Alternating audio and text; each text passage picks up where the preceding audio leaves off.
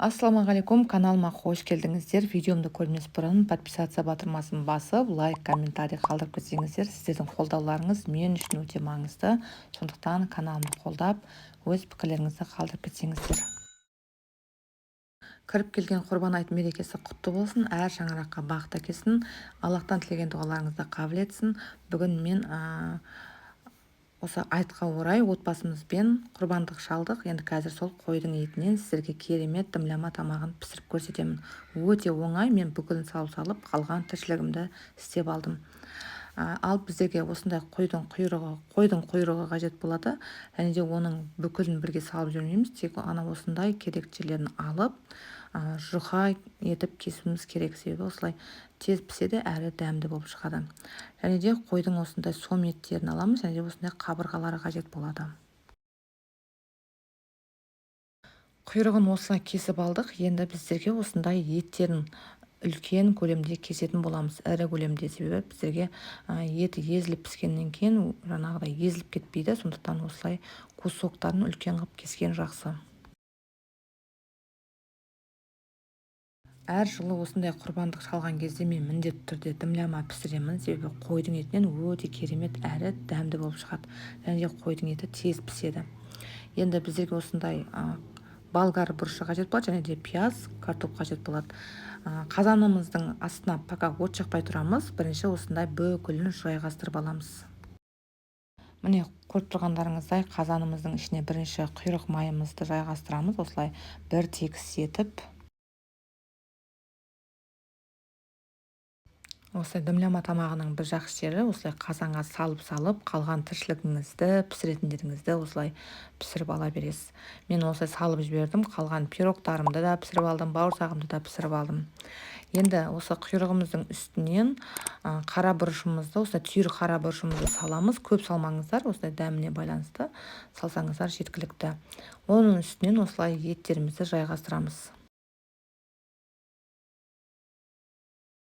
Енді етімізді да осылай салып аламыз. Керегінше жаңағыдай қара бұрышымызды саламыз. Оның үстінен қызанағымызды саламыз. Мен дымляма тамағына ешқандай да су құймаймын. Тек қана өзінің сөлімен, өзінің суы шығып, керемет дәмді болып шығады.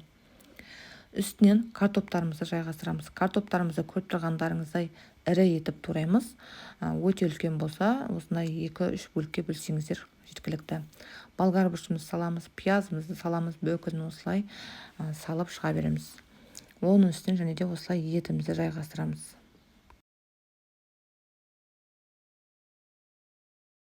Дымляма тамағын бірінші рет пісіріп тұрсаңыздар, дәл осы рецептпен пісіріп көріңіздер, өте керемет әрі дәмді болып шығады. 1,5-1 сағаттың ішінде пісіп шығады. Кейбір еттер 1,5 сағатта піседі, себебі еттің жаңағы сойған малыңызға да байланысты. Енді үстінен сәбізімізді, тағы да қызанағымызды саламыз.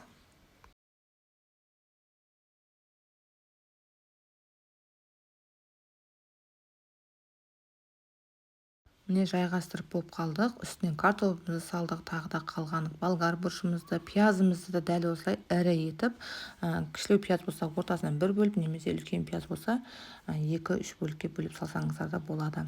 Үстінен лавр жапырағын саламыз, картопын саламыз, пиязымызды саламыз, укроптарымызды саламыз. Әртүрлі дәмдеуіштерді қоссаңыздар болады.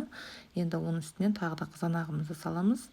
Енді ең соңынан біздер қазір қырыққабатымызды салатын боламыз. Міне, экранда көрсетілгендей етіп, бүкілінің үстінен қырыққабатымызды тегістеп жауып шығамыз. Еттеріңіз тұздалмаған болса, міндетті түрде арасынан азын-аулақ татымына қарай тұзды да салсаңыздар болады. Бүкіл капустамызды бетіне жауып, астын қатты отта пісіреміз. Бір қайнап шыққаннан кейін астын төменгі жай отта 1,5-1 сағатта пісіріп аламыз. Міне қыздар, біздердің тамағымыз дайын болды. Өте керемет болып шықты қыздар. Енді экраннан да көрініп тұр. Қарап тұрсаңыздар, еттері де, картоптары да әдемі болып піскен. Менің тамағым 1,5 сағаттың ішінде дайын болды. Өздеріңіздің еттеріңізге қарасаңыздар болады. Піскен, піспеген бетін ашып, 1 сағаттың ішінде өзі тез пісетін еттер болады, тез піспейтін еттер болады. Сондықтан өздеріңіз қадағаласаңыздар болады. Менің тамағым дайын. Дәл осы рецептпен пісіріп көруге кеңес беремін. Және де шалған құрбандықтарыңыз қабыл болсын. Келесі видеомда кездескенше сау болыңыздар.